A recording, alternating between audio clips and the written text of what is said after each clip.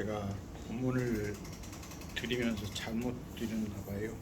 첫 번째가 창세기 3장 9절부터 10절까지거든요. 1장으로 잘못 드렸나 봐요. 3장 9절 10절을 제가 다시 읽겠습니다.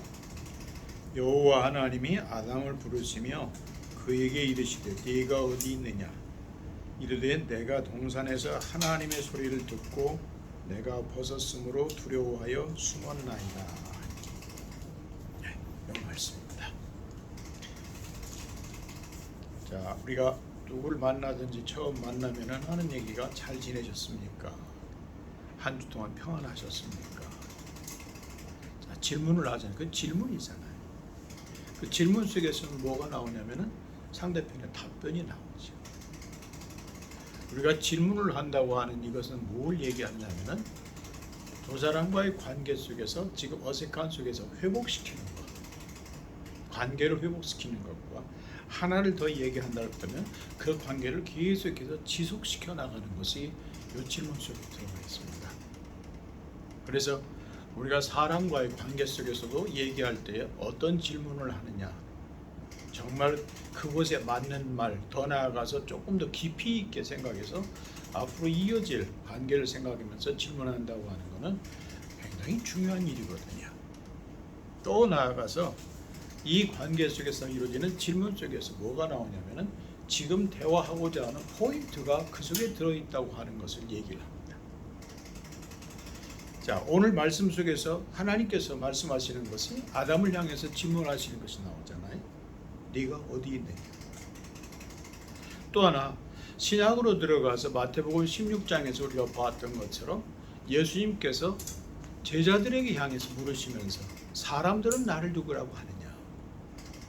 그러면서 제자들에게 물으시길 뭐라고 물으시냐면은 너희는 나를 누구라고 하느냐.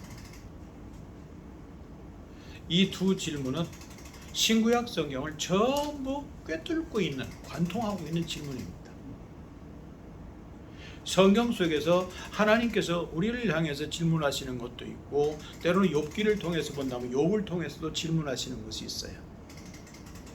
예수님께서 제자들을 향해서 질문하시는 것도 참 많이 있지만 그 모든 질문을 하나로 딱 뭉쳐만은 구약에서는 네가 어디 있느냐. 그리고 신약으로 와서는 뭐냐면은 너희는 나를 누구라고 하느냐. 조금 더 구체적으로 얘기한다면 너는 나를 누구라고 하느냐. 요 질문이라고 하는 거죠. 아담이 누군가요? 우리는 너무 잘 알잖아요.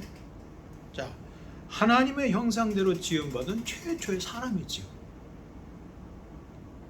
그러면 하나님의 형상대로 지음받았다고 하는 건 얼마나 감격스러웠을까 하는 거죠. 하나님의 형상. 하나님이 사람을 흙으로 지으셨는데 흙으로 지은 것이 동물들도 흙으로 지으셨거든요. 근데 동물들에게는 하나님의 형상이 없어요. 오직 사람에게 있다고 하는 거죠. 그리고 흙으로 지은 그 사람에게 하나님께서 생기를 집어넣음으로 말미암아 사람들이 생명이 됐잖아요.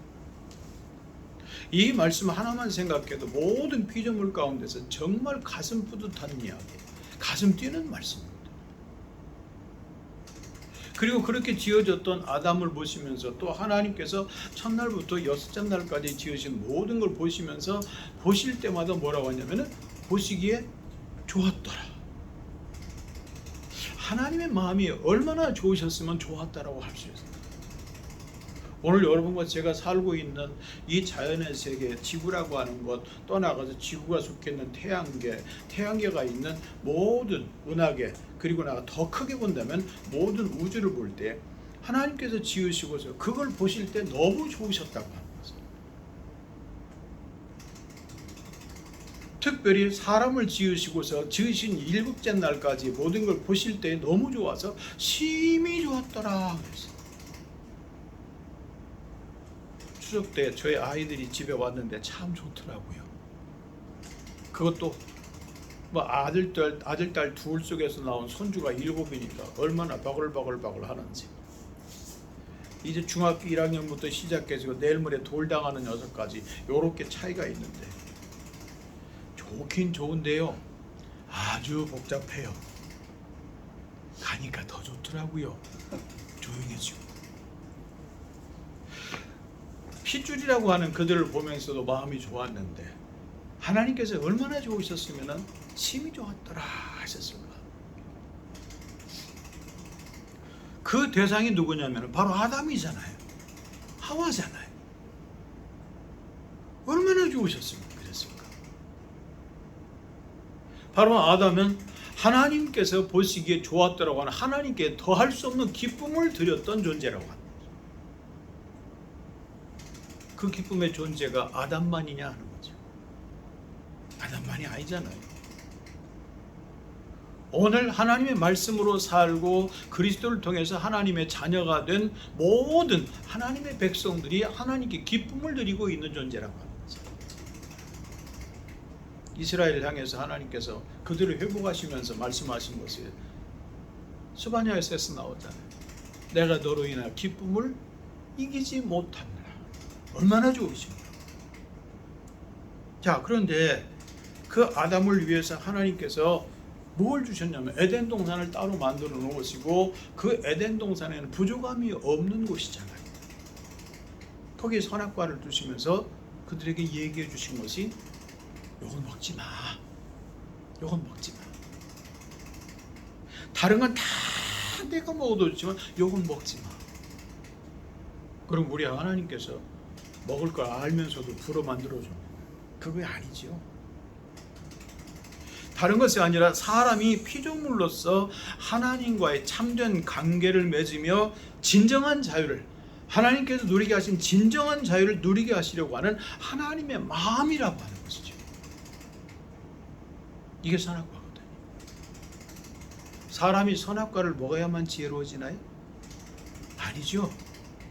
하나님의 말씀을 순종할 때 참 지혜를 누리는 겁니다. 아담이 그 선악과를 볼 때마다 뭘 생각하냐면 주인은 하나님이시지. 나는 하나님께서 지음받은 하나님이 날 지음받은 더할 수 없이 하나님께 기쁨을 드렸던 내가 하나님의 지음받은 사람이지. 이걸 깨닫게 하는 거죠. 이거를 보면서 스스로에게 주어졌던 그 자리를 지키게 하라고 하는 것, 이것이 바로 에덴 동산에 있는 선악과입니다. 물고기는 물속에 있어야 참 자유를 누립니다. 사람은 공기 중에 있어야 자유를 누립니다. 과학이 아무리 발달해도 우주선을 띄우고 달나라를 가고 또 다른 곳에 간다 할지라도 거기에 산소가 없다고 그러면은 사람은 자유를 못 누립니다. 그거는 사람을 제한을 두게 한 것이 아니라 사람들이 공기라고 하는 그 속에 있는 산소를 가지고 숨을 쉴 때 진정한 자유를 누리기에 이것을 가지면서 이것을 누리라고 하는 하나님의 계획과 하나님 뜻이잖아요. 그런데 이 아담이 범죄를 해버렸잖아요. 자, 하나님께서 주신 복이 얼마나 큽니까? 말할 수 없이 크잖아요. 하나님이 지으신 모든 것을 다스리라고 하셨잖아요. 하나님의 전권을 넘겨주셨잖아요. 하나님 보실 때 그렇게 좋아하셨던 이것을 아담에게 넘겨주시면서 아담에게 말씀하기를 이들을 다스려라, 이들을 가꾸어라, 이들을 정복하거라, 이들을 다 내가 너에게 준 바 그 말씀을 순종하면서 그 처음 된 그 자리에서 이렇게 아름다운 것을 유지시켜라. 여러분, 이건 돈으로서 바꿀 수 없잖아요. 돈으로 계산이 안 되잖아요. 부귀영화로 계산이 안 되는 거잖아요. 그런데 그렇게 큰 복을 받은 아담이 조그만 것에 마음을 들여가지고 그것 때문에 넘어가 버렸다고요. 그 작은 것에 흔들렸더라고요.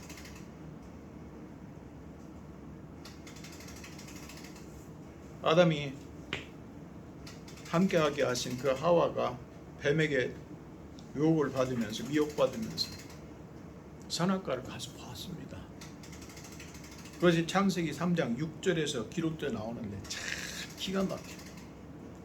보암직, 먹음직도 하고 보암직도 하고 지혜롭게 할 만큼 탐스럽기도 하더라. 저는 이걸 사단의 전략으로 봅니다. 지금도 역시 이 전략이 그대로 통하고 있어요. 먹음직하고 보암직하고 탐스럽게 여기는 거예요. 아담이 가지고 있는 그 하나님께 주신 복은 이것과 비교할 수 없이 너무나 큰데 이걸 놓치고 지금 눈으로 볼 때 느껴지는 이 작은 것 때문에 그 마음이 흔들려 버렸단 말이죠. 얼마나 안타까운지 몰라요. 오늘날도 우리가 믿음 안에서 사는 성도들이 되어 있지만 우리들의 모습을 종종 돌이켜보면 눈으로 보는 것 때문에 하나님의 큰 것을 소홀히 하는 경우가 얼마나 많은지 몰라요. 부귀영화, 우리가 정말 하나님의 영광을 위한다고 하면서도 하나님께 온전한 걸 드리는 것보다는 자기의 필요를 따라서 하나님을 구하는 것이 얼마나 많은지 몰라요. 우리는 뭔가 아픈 사람들 위해서 기도해 줘야 됩니다. 야고보서에도 말씀하기를 불러다가 기도하고 기름을 바르고 기도하는 건 당연하지요.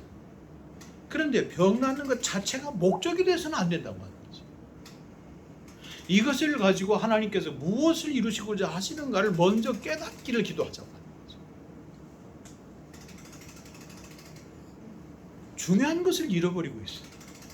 하나님께서 바라시는 뜻과 내가 바라는 뜻이 같다고만 여긴다고 하는 거죠. 자, 우리 하나님은 어떤 하나님이십니까? 우리가 생각하고 얘기하는 것처럼 정말 그 하나님 맞습니다. 출애굽기 34장 6절로 7절에서 보면은 하나님은 이렇게 말씀하시죠. 나는 여호와라. 자비롭고 은혜롭고 노하기를 더디하고 인자와 진실이 많은 하나님이라. 인자를 천대까지 베풀며 악과 과실과 죄를 용서하리라. 십계명 돌판을 깨버리고 하나님께 다시 말씀하면서 다시 만들고 올라와 했을 때 모세가 두 돌판을 만들어 가지고 다시 시내산에 올라갔을 때 하나님께서 하신 말씀이요, 나는 이런 하나님이야. 우리 하나님 정말 자비로우신 하나님이십니다. 또 사도 요한이 평생 살면서 그 나이 들어서 바모라고 하는 섬에서 돌을 깨는 그 역할, 그 노역에 동원돼 가지고 고난 당하면서 지금까지 모든 삶을 통해서 깨달은 것이 뭐예요? 딱 한마디로 얘기하죠. 하나님은 사랑이시라. 예, 하나님 사랑이십니다. 그 하나님께서 그렇게 마음 아파하시면서도 아담을 보면서 얼마나 마음 아파하셨을까 하는 것. 그렇게 좋아하셨던 하나님이 그가 작은 것에 흔들려 가지고 하나님 말씀을 떠나버렸을 때에 하나님 마음은 얼마나 아프셨을까. 그런데 그 하나님이 아담을 찾아오셨잖아요. 또 아담에게 생긴 것, 선악과를 먹고 나서 생긴 것이 두 가지지요. 하나는 수치심입니다. 또 하나는 두려움입니다. 그들이 범죄하기 전에는 벌거벗었지만 부끄럽지 않다 그랬어요. 수치심이 없다는 얘기지요. 왜? 좋은 것, 사랑으로 볼 수 있는 모든 것이 있었기에 하나님을 두려워 안 했습니다. 오히려 하나님께서 와서 그들과 함께 있을 때 그들은 너무 좋아했지요. 그런데 두려워서 숨었습니다. 그리고 수치심 때문에 가렸지요. 이들을 향해서 하나님 찾아와 주셨다고 하는 거죠. 그리고 부르시는 거예요. 아담아, 네가 어디 있냐? 우리 하나님이 부르시는 것은 회개를 통한 용서와 그리고 치유와 더 나아가서 회복을 위해서 부르시는 겁니다. 우리 하나님께서 우리를 찾아와 주셨잖아요. 그게 인카네이션이라고 얘기하잖아요. 요한복음 1장 14절에서 우리에게 말씀하신 것이 말씀이 육신이 되어 우리 가운데 거하심에 우리가 보니 독생자의 영광이라고 했습니다. 우리 예수님은 하나님께서 아들의 형상으로, 사람의 형상으로 이 땅에 내려와서 우리와 함께 거하고 육신을 통해서 고통을 당하시고 피곤함을 느끼고 모든 어려움을 직접 경험하시는 바로 그 하나님으로 오신 거잖아요. 오늘 우리 하나님이 그런 하나님이시거든. 아담을 찾아와서 부르시는 음성, 그건 아담을 두렵게 하기 위해서 한 것이 아니라 아담으로 하여금 하나님 앞에 회개하고, 그러는 가운데 아담으로 말미암아 상처난 치유와 수치심과 두려움에 대한 치유를 맛보면서 더 나아가서 하나님과 관계 회복을 위해서 와주셨다고 하는 거죠. 그리고 부르신다고 하는 거죠. 아담아, 네가 어디 있냐? 오늘 우리를 부르시는 하나님의 음성을 우리는 늘 새겨드려야 될 줄 압니다. 사람에게 대해서는 하나님의 용서와 하나님의 긍휼만이 인간의 모든 것의 시작입니다. 새로운 시작이 될 수가 있습니다. 내가 뜻을 다시 세웠기 때문에 새로운 시작이 아니고, 내가 새로운 결심을 했기 때문에 새로운 시작이 아니고, 진정으로 주님과의 만남과 그 관계 회복 속에서 얻어지는 하나님의 용서에 대한 감사와 하나님의 긍휼하신 하나님, 그 하나님을 고백하는 것 속에 있을 때에 우리의 새로운 모든 것은 시작된다고 하는 거죠. 오늘 아담아 네가 어디 있느냐는 그 부르심, 오늘 그 부르심이 여러분과 저를 향해서는 뭐라고 하시냐면, 형사봐 네가 어디 있느냐. 자, 두 번째 질문을 한번 볼까요? 우리 예수님께서 사람들을 향해서 사람들이 나를 누구라고 하느냐 하고 질문하시잖아요, 제자들에게. 그때 제자들이 뭐라고 얘기했냐면은, 더러는 세례 요한이라고 합니다. 더러는 엘리야라고 합니다. 어떤 이는 예레미야라고 합니다. 또 어떤 이는 선지자 중에 한 사람이라고 합니다. 선지자라고 하는 그 직분 참 대단한 직분이잖아요. 선지자는 자기 말을 하는 사람이 아닙니다. 하나님께서 주시는 말씀을 전하는 사람이지요. 자기의 목숨이 없어진다 할지라도 자기 말 하는 사람이 아닙니다. 환경이 아무리 힘들고 고통당하는 고통이 있다 할지라도 자기 말 하는 사람이 아니라 하나님의 말씀을 전하는 사람, 이 사람이 선지자잖아요. 사람들은 예수님을 바라볼 때 이렇게 선지자 중에 하나, 예레미야나 엘리야나 아니면 세례 요한이라고 합니다. 눈으로 보는 예수님의 행하시는 모든 걸 볼 때 저분이 행하시는 걸 보면 꼭 세례 요한 같아. 회개하라, 천국이 가까웠느니라, 도끼가 나무 뿌리에 놓였으니 하면서 외치는 그 아주 힘있는 강력한 메시지를 듣는 것 같아요.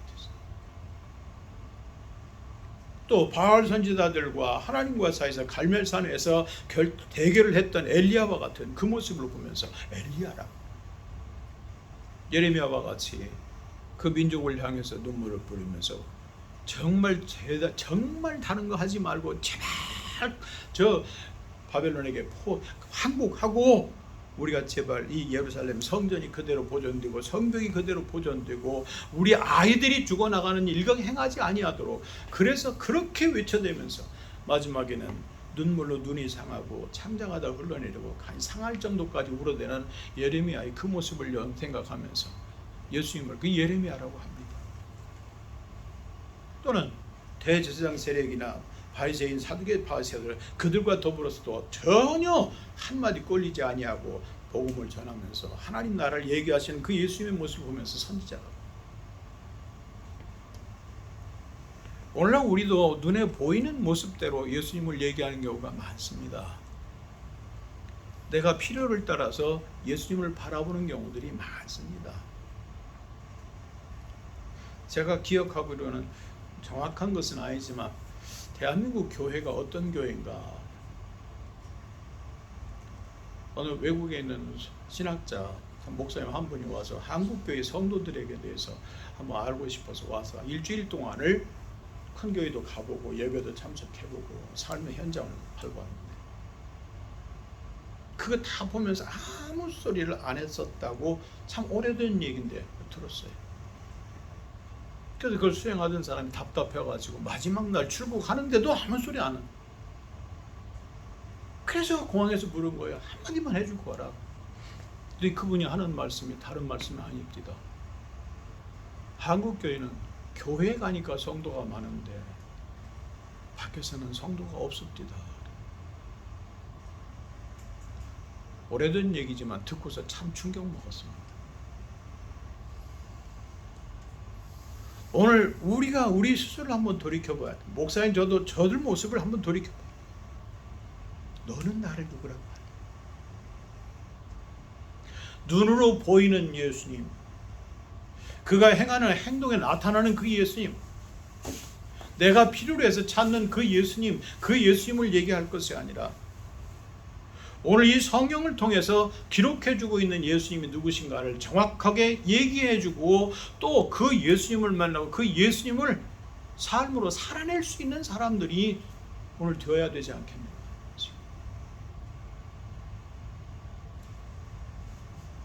은퇴한 목사지만 때때는 부끄러울 때가 많아요. 이 성경을 얼마나 많이 읽었냐 하고 물어본다면 할 말이 별로 없어요. 할 말이 없어요. 예수님을 가르치고 예수님을 얘기하잖아요. 성도들에게 성경을 가지고 오세요. 설교하면서 이렇게 살아야 돼 하잖아요. 문제는 얼마나 많이 성경 속에 들어가서 그 성경이 말하는 예수님을 알고 예수님 말씀하시는 하나님의 나라, 정말 하나님 나라의 거룩한 백성으로 삶을 살아가는 이 모습을 네가 아냐? 부끄러울 것밖에 없어. 내가 입을 통해서는 오늘 제자들과 같이 얘기를 합니다. 주님 그리스도십니다. 살아계신 하나님의 아들이십니다. 오늘 사랑하는 우리 선교 여러분, 동문들 너무 귀한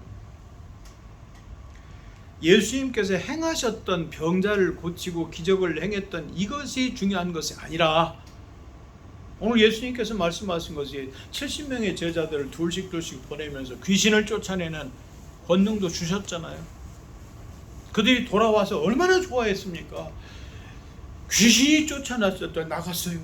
기적이 일어났어요. 예수님께 와서 말씀드릴 때 예수님 말씀한 것이 그래 나도 봤어. 그러나 그 기적이나 귀신 나간 것으로 인해서 즐거워 기뻐할 것이 아니라 너희 이름이 생명책에 기록된 그것으로 인해서 기뻐하라.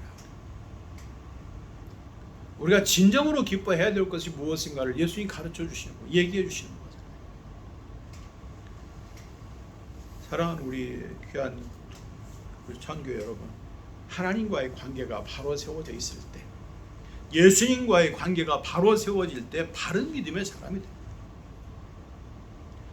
예수의 말씀을 삶으로 살아낼 수가 있게 되어지고 더 나아가서는 진정한 성공하는 사람, 진정한 후회가 없는 삶을 살 수 있는 사람들이 만들어지는 거죠. 큰 교회 했다고요? 아니요.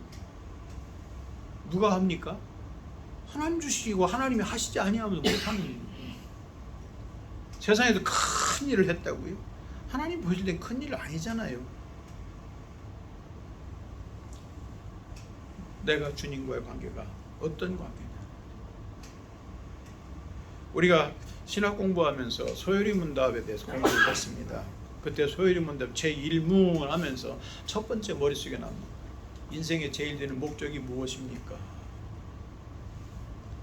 거기서는 이렇게 얘기했거든요. 하나님을 즐거워하는 것과 그를 영원토록 하나님을 영화롭게 하는 것과 그를 영원토록 즐거워하는 것이다. 그게 인생의 목적이라고 그래요. 이 목적을 이룬다 할 것 같으면 몸이 아파도 그것을 가지고 하나님을 영화롭게 할 수가 있고 그 자체에서 하나님을 기뻐할 수 있다면 그는 지금 아주 건강한 삶을 살아. 가난해도 그 가난 속에서 정말 주님과의 관계를 바로 가지고 그렇게 산다면 그 사람은 많이 가지고 있는 사람보다 훨씬 더 행복한 삶을 살고 있는 사람이라는 거죠. 세례 요한은 요한복음 3장 30절에서 그의 제자들을 향해서 이렇게 얘기합니다. 그는 흥하여 하겠고 나는 쇠하여 하리라. 나는 그리스도가 아니야. 그는 흥하여 하겠고 나는 쇠하여 하리라. 오늘 내게 기회를 주셔서 무엇인가를 할 수 있게 사용해 주시고 지혜를 주시고 내게 그만한 능력을 베풀어 주셨다면 이 모든 것을 가지고 누가 흥해졌는가? 예수님이 흥하시게 됩니다. 하나님이 영광 받으시게 하는 일. 우리 주님만 드러난다면 나는 구경거리가 돼도 괜찮고 나는 짓밟히는 자가 돼도 괜찮고 나는 어떤 모습으로 내가 된다 할지라도 상관없이 주님 한 분 드러나면 그것으로 기뻐할 수 있는 관계. 주는 그리스도십니다. 살아계신 하나님의 아들이십니다. 우리는 사도 바울이 갈라디아서 2장 20절에서 이렇게 얘기하는 말씀을 듣잖아요. 내가 그리스도와 함께 십자가에 못 박혔나니 그런즉 이제는 내가 사는 것이 아니요 오직 내 안에 그리스도께서 사시는 것이라. 오직 내 안에 그리스도께서 사시는 것이라. 이제 내가 육체 가운데 사는 것은 나를 사랑하사 나를 위하여 자기 자신을 버리신 하나님의 아들을 믿는 믿음 안에서 사는 것이라. 그리스도로 말미암아 예수님이 사는 사람, 내가 아니라 주님이 사는 사람. 우리가 왕이라고 하는 그 권력을 가지고 있는 위치가 얼마나 대단한가는 잘 알잖아요. 우리는 왕정을 경험해보지 않아서 피부에 닿지 않을지 모르지만 내일 모레 만삭이 돼가지고 해산을 해야 되는 그 임산부인 마리아가 왕의 호정명령 요것 때문에 저 위 갈릴리에서 베들레헴까지 내려가잖아요. 다른 사람이 가라고 했으면 안 갔을 것 같아. 그럼 왕의 명령이라고 합니다. 그 왕의 명령이 얼마나 대단한가 하는 걸 얘기해주고 있잖아요. 오늘 백부장 고넬료에 대한 믿음을 참 귀하게 봅니다. 예수님께서 내가 네 하인 가서 고쳐줄게. 그때 뛰어나와서 하는 얘기가 내 집에 들어오시면 나는 감당할 수가 없습니다. 내 위에도 나 위에 상관이 있고 내 아래도 내 수하가 있습니다. 윗사람이 저에게 가라 하면 가고 내가 이렇게 하라면 그렇게 합니다. 그러니 우리 집에 오시는 걸 너무나 감당할 수 없으니 주님 여기서 말씀으로만 하옵소서. 말씀으로만 하옵소서. 오늘 우리가 이런 믿음의 자리에 항상 서 있는 것을 정말 간절히 원합니다. 그렇게 서 있을 때 우리는 진짜 복된 성도요, 바른 믿음의 삶으로 다른 사람들 앞에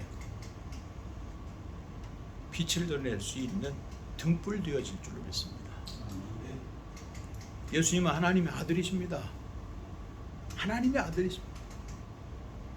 우리를 위해서 십자가 위에서 죽어주신 나의 구주십니다. 그 생명을 나를 위해서 내어주신 분이시죠. 율법과 선지자를 완전케 하신 분이죠.